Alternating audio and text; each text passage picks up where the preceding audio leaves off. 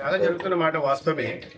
వాస్తవానికి ఎక్కడైనా చర్చ ఏ రాష్ట్రంలో అయినా అభివృద్ధి మీద చర్చ జరగాలి. సంక్షేమం మీద చర్చ జరగాలి. అటువంటి వాటి మీద చర్చ జరగట్లేదు. ఎందుకంటే అభివృద్ధి కనిపిస్తా ఉంది. సంక్షేమం కూడా ప్రజలకు చేరుతా ఉంది. కాబట్టి ఇటువంటి సానుకూల వాతావరణం ప్రజల్లో ఉన్నప్పుడు లేని అంశాలను రేకెత్తించి తద్వారా రాజకీయ లబ్ధి పొందాలని ప్రతిపక్షాలు చూస్తుంటాయి. దాంట్లో భాగంగా ఇటువంటి శక్తుల్ని వాడుకోవడం అది అది మాట్లాడే స్వేచ్ఛ ఉంది కదా అని చెప్పి రాజ్యాంగం హక్కు కల్పించింది కదా అని ఏదంటే అది మాట్లాడడం సరైనది కాదు. వ్యక్తిత్వ హననానికి పాల్పడడం అసలే మంచిది కాదు. ప్రధానంగా ఈ శక్తులు చేస్తున్న పనులు మనం చూస్తే కులాల మధ్య వైషమ్యాలు పెంచేలాగా, అదేవిధంగా మతాల మధ్య విద్వేషాలు పెంచేలాగా ఉంటుంది. కాబట్టి దీని వెనక ఎవరున్నా వాటి ఖచ్చితంగా ఇబ్బంది పెట్టాలి. ఎందుకంటే సమాజంలో చిచ్చు పెట్టే శక్తులు ఎవరైనా వారికి ఖచ్చితంగా గుణపాఠం నేర్పాల్సిన అవసరం ఉంది. అది చట్టరీత్యా చట్టం దీంట్లోనే చేయాల్సి ఉంది. అయితే కొంతమంది వ్యక్తులు ఇటీవల మనం చూస్తున్నాం, రాష్ట్రానికి సంబంధం లేని వ్యక్తులు బయట రాష్ట్రంలో ఉంటున్న వాళ్ళు, అంటే వాళ్ళ మధ్య కొన్ని వీడియో సంభాషణలు కూడా జరిగిన విషయం కూడా మన దగ్గరకు వచ్చాయి.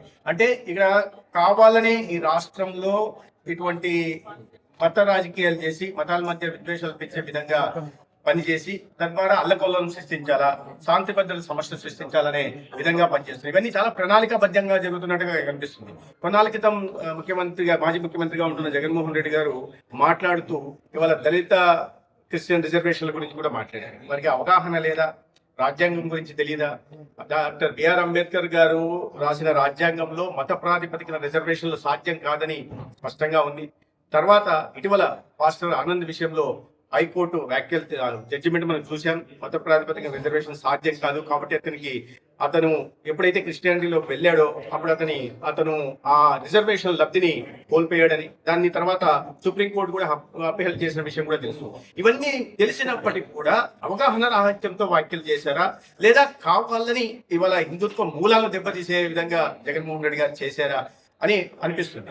అంటే దీన్ని చూస్తే చాలా ప్రణాళికాబద్ధంగా కుట్రపూరితంగానే జగన్మోహన్ రెడ్డి గారు చేశారనే విషయం మనకు అర్థమవుతోంది. అయితే వీటి వెనుక ఒక్కొక్కరు ఇక్కడ మాట్లాడడం, బయట రాష్ట్రాలకు సంబంధించిన వాళ్ళు మాట్లాడడం, అదేవిధంగా సినిమా రంగంలో ముందు నుంచి కూడా ఈ విద్వేషాలు పెంచి విద్వేషకర వ్యాఖ్యలు చేసే వాళ్ళు, లేదా దేశ విభజన శక్తులకి భూతం ఇచ్చేలాగా మాట్లాడే ప్రకాష్ రాజ్ గారిని కూడా చూసాం మనం. గత కొన్ని సంవత్సరాలుగా ఇదే పని మీద ఉంటున్నారు. వీరంతా అంటే దీని వెనక చాలా పెద్ద ఎత్తున కుట్ర జరుగుతూ ఉంది. వాళ్ళ కూటమి ప్రభుత్వంలో రాష్ట్రంలో కేంద్రం నుంచి అందుతున్న సహకారంతో అభివృద్ధి ముందుకు పోతుంది. రాష్ట్రం దివాలా తీసిన రాష్ట్రాన్ని మళ్ళీ గాడిలో పెట్టి ఒక అభివృద్ధి వైపు తీసుకెళ్తున్న నేపథ్యంలో ఇటువంటి వ్యాఖ్యలు, ఇటువంటి చర్యలు జరుగుతున్నాయనే విషయాన్ని మనం అర్థం చేసుకోవాలి. దానికి నా కామెంట్ ఏం లేదు. దానికి జగన్మోహన్ రెడ్డి గారే సమాధానం చెప్పాలి. ఎందుకంటే ఒక స్థిరత్వం లేకుండా మాట్లాడుతున్నారు. ఎన్నికలకు ముందు ఆయనే అసెంబ్లీలో ప్రతిపాదన వచ్చినప్పుడు, తీర్మానం చేసినప్పుడు ఆనాటి ప్రతిపక్ష నాయకుడిగా ఆయన మద్దతు తెలిపి వారి పార్టీ ఎమ్మెల్యేలందరి చేత కూడా తీర్మానానికి మద్దతు తెలిపి అమరావతి రాజధాని అని తీర్మానం చేయడం జరిగింది. దాని తర్వాత ఎన్నికలకు ముందు 2019 ఎన్నికల ముందు అందరికన్నా ముందు నేను ఇల్లు నిర్మించుకున్నాను, అమరావతి మీద నాకన్నా చిత్తశుద్ధి కలిగిన నాయకుడు లేడు అని ఆయన ఎన్నికలకు వెళ్ళారు. అదే ప్రజలు విశ్వసించారు. సరే పట్టం కట్టారు. పట్టం కట్టిన తర్వాత ముఖ్యమంత్రి అయిన తర్వాత మళ్ళీ యూటర్న్ తీసేసుకొని లేదు 3 రాజధానుల ప్రస్తావన తెచ్చారు. ఆ ప్రాంతంలో అదే సమయంలో వారి పార్టీ నాయకుల చేత అమరావతిని ఒక శ్మశానం లాగా వర్ణించారు. కంప్లీట్ గా అభివృద్ధి పనులను ఆపేశారు, కాంట్రాక్టర్లను తరిమేశారు. తీసుకొచ్చిన మెటీరియల్ ఏవైతే ఉన్నాయో వాటి కూడా చేసి గుంతలు కూడా తవ్వి, అవన్నీ తెలుసు అరాచకాలన్నీ ఏ రకంగా జరిగాయో. అదేవిధంగా భూమి ఇచ్చిన రైతుల మీద ఎటువంటి దాష్టికాలు పాల్పడ్డారో చూశాం. పోనీ ఈ ప్రాంతాన్ని ఈ రకంగా చేశారు.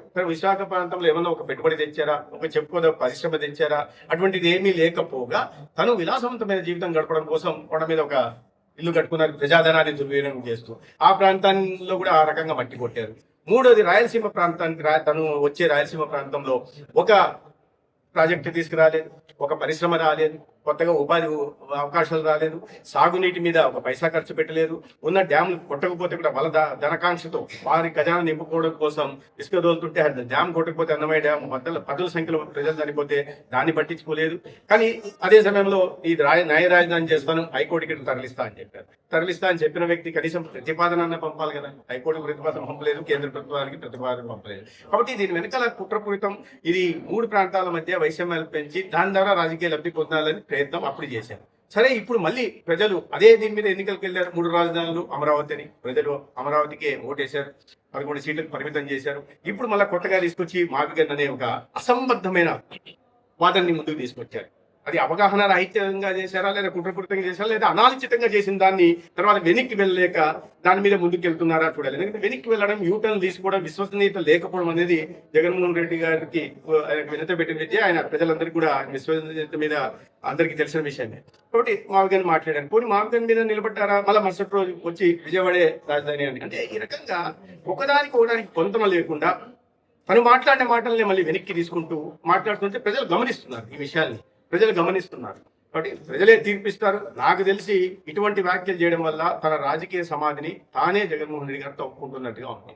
మళ్ళీ ఇంకో వైపు ఈయన మావిగన్ అంటారు, మళ్ళీ అమరావతి విజయవాడ అంటారు. వాళ్ళ నాయకులు వెళ్ళి అమరావతి ప్రాంతానికి వెళ్ళి ఇక్కడ పనులు ఏం జరుగుతున్నాయి, ఇవి జరుగుతున్నాయా, మేము అమరావతికి ఇది అంటారు. అంటే నాయకుడికి ఆయనకి మధ్య సమన్వయం, పార్టీ నాయకులకి అధినాయకత్వం జగన్మోహన్ రెడ్డి గారికి మధ్య సమన్వయం లేదా జగన్మోహన్ రెడ్డి గారు చెప్పిన వ్యాఖ్యల్ని వీళ్ళు ఖండిస్తున్నారా, సమర్థించట్లేదా, వాళ్ళు తేల్చుకొని ప్రజల్లో చెప్పాలి. స్థానిక ఎన్నికలపై ఇప్పటికే మిగతా రెండు పార్టీలు కూడా వాళ్ళ అజెండాలకి వాళ్ళు ఫాలో అవుతుంటారు. ఇప్పటికే జనసేన కూడా ప్రత్యేకంగా కార్యక్రమాలు కూడా చేస్తుంది.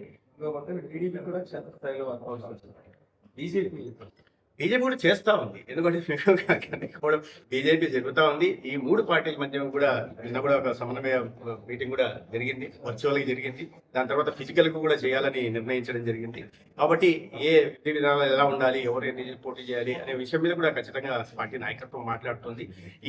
వచ్చే స్థానిక సంస్థల ఎన్నికల్లో గ్రామీణ ప్రాంతాల్లో జరిగిన అభివృద్ధి, అదే మున్సిపాలిటీలో జరిగిన అభివృద్ధి, గత 2 సంవత్సరాల్లో వచ్చిన మార్పు ప్రజల్లోకి వివరిస్తూ ప్రజల్లోకి వెళ్ళి వారి మనసులు గెలుచుకునే ప్రయత్నం చేస్తారు.